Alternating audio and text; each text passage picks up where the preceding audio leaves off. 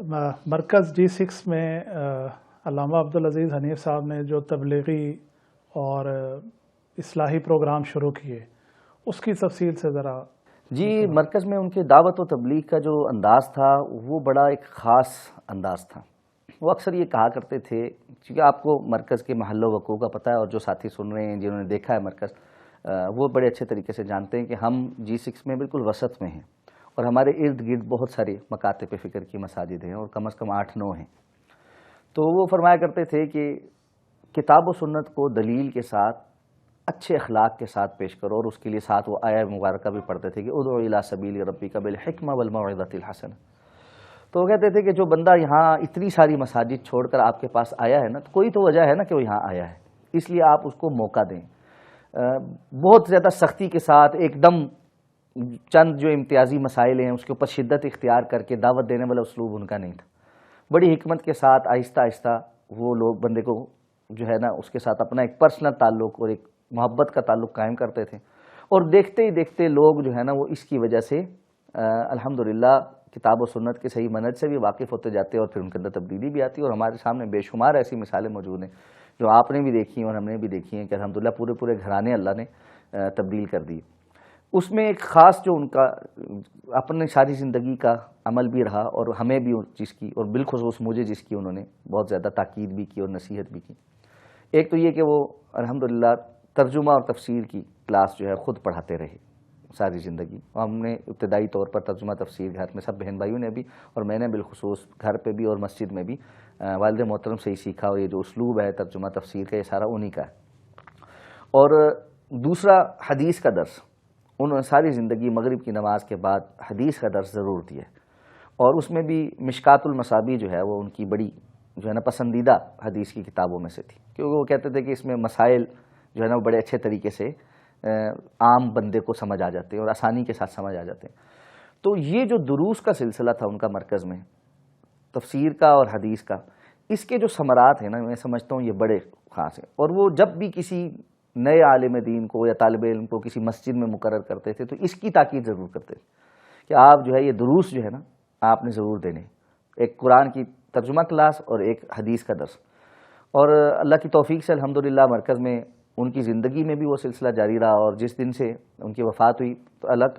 یعنی ترجمہ کی کلاس تو الحمدللہ وہ پہلے سے میرے ذمہ داری لگا چکے تھے. ان کی زندگی میں ایک دفعہ الحمدللہ مکمل قرآن مجید ترجمے کے ساتھ پڑھانے کی سعادت حاصل ہوئی. حدیث کا درس چونکہ وہ ساری زندگی خود دیتے رہے، تو جس دن سے ان کی وفات ہوئی تھی اسی دن سے الحمدللہ اللہ کی توفیق سے مغرب سے اس درس کو جاری رکھنے کی اللہ نے توفیق عطا فرمائی، اور وہ جاری اور ساری ہے. اور مختلف کتب جو ہے وہ الحمدللہ پہلے ریاض الصالحین مکمل ہو کے اب ہم بلوغ المرام الحمدللہ شروع کر چکے ہیں، اور انشاءاللہ آہستہ آہستہ جو اللہ توفیق دے گا اس کے حساب سے آگے چلتے رہیں گے. اسی طرح جیسے میں نے آپ کو کہا کہ جی خطبات کا ان کا ایک بڑا سلسلہ تھا، اور خطبہ جمعۃ المبارک کی بڑی خاص تیاری کرتے تھے. 1-2 دن پہلے سے جو موضوع ذہن میں ہوتا تھا اس کا کتب وغیرہ نکالنا. جب ہم ظاہر بات ہے بڑے ہو گئے، پڑھ لکھ لیا، کتابوں کی سمجھ آ گئی، تو پھر مجھے کہتے تھے کہ جی فلاں کتاب نکالو، فلاں جگہ حوالہ نکالو، یہ چیز کرو، حدیث یہ والی نکالو. اس سے پہلے خود یعنی یہ کام کرتے تھے. اور پھر پہلے تو یعنی ابتدا کی تو ان کی ڈائریاں بھی موجود ہیں جس میں انہوں نے باقاعدہ جمعہ کے موضوعات کو لکھا ہوا، تحریر کیا ہوا ہے، اور ان کے دلائل اور ساری چیزیں باقاعدہ باضابطہ تیاری کے ساتھ جمعہ پڑھاتے تھے. اور پھر سلسلہ وار جو جمعوں کے موضوعات ہوتے وہ بھی ان کا ایک خاصہ تھا کہ وہ سلسلہ وار موضوعات چلاتے تھے، اور پھر جو ہے اس کو مکمل کرتے تھے. اسی طرح رفائی کاموں کا ایک سلسلہ بھی جو ہے وہ یہاں مرکز میں الحمدللہ شروع کر رکھا تھا. آپ کو بڑے اچھے طریقے سے علم ہے کہ لوگوں کے لیے کھانے کا بندوبست یہ مرکز میں ان کی زندگی میں شروع ہوا، اور ابھی بھی الحمدللہ جاری ہے. اسی طرح مرکز کے اندر جو ضرورت مند لوگ ہیں، خاص طور پہ وہ لوگ جو کوئی چھوٹا کاروبار شروع کرنا چاہتے ہیں، ان کے لیے قرض حسنہ کا ایک سلسلہ شروع کیا. اسی طرح تدریس کے معاملے میں ناظرہ کا شعبہ، حفظ کا شعبہ، یہ ایک علیحدہ سے ہمیشہ سے یہاں مرکز میں موجود رہا، اور اس میں مختلف قرائے کرام جو ہے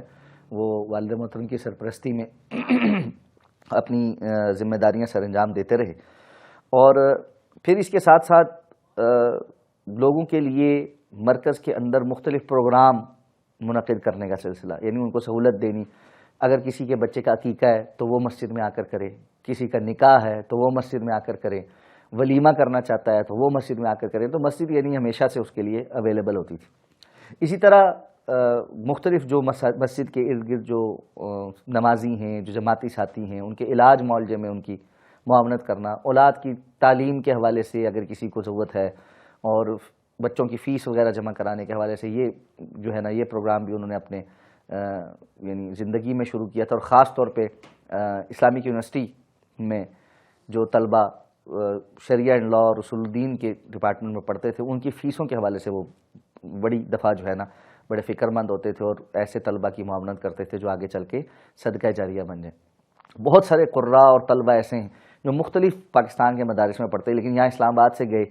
تو وہ بعد میں آ کر بتاتے ہیں، اور ہمیں بھی خیر اپنی زندگی میں بھی کچھ کا علم تھا، کچھ کا نہیں بھی تھا، کہ ہمیں بھیجنے میں اور ہمارے وہاں جانے میں ہمارے رہائش اور کھانے پینے کے اخراجات وہ سارے علامہ صاحب برداشت کیا کرتے تھے۔ اور اسی طرح ان کی زندگی میں ہی مرکز میں الحمدللہ غسل میت اور جو ہے نا کفن میت کے حوالے سے ایک پروگرام جو ہے نا وہ شروع کیا گیا تھا، اور ایک مغسلہ بھی الحمدللہ بڑا ایک اسٹیٹ آف دی آرٹ ایک بنایا گیا ہے مرکز میں تمام تر سہولیات کے ساتھ، اور اس میں الحمدللہ جو ٹیم ہے آپ خود ماشاءاللہ اس کو بلکہ سربراہی کر رہے ہیں، اللہ تعالیٰ آپ کو بھی جزائے خیر عطا فرمائے، اور جملہ آپ کا گھرانہ ماشاءاللہ آپ کے بھائی اور آپ کی ہمشیرہ اور باقی سارے لوگ بھی، تو خواتین اور حضرات کے غسل میت کا اور کفن میت کا پورا سارا انتظام الحمدللہ مرکز میں موجود ہے۔ تو اس طرح ایک پورا جو کمیونٹی کے ساتھ ایک یعنی جڑنے کا جو ایک سلسلہ ہے، جو مرکز کے ساتھ اور معاشرے کے اندر موجود احباب ہیں، ان کی جملہ ضروریات جس حد تک ممکن وسائل کے اندر رہتے ہوئے، ظاہر بات ہے ایک لامحدود وسائل تو ہے نہیں، اس کے اندر رہتے ہوئے انہوں نے اپنی زندگی میں ہی الحمدللہ ان کو شروع کر دیا تھا۔ تو دعوت کے جو مختلف پہلو ہیں، یعنی زبان سے بھی، عمل سے بھی، اور تالیف قلب سے بھی، وہ سارے الحمدللہ انہوں نے اپنی زندگی میں اختیار کیے۔ اللہ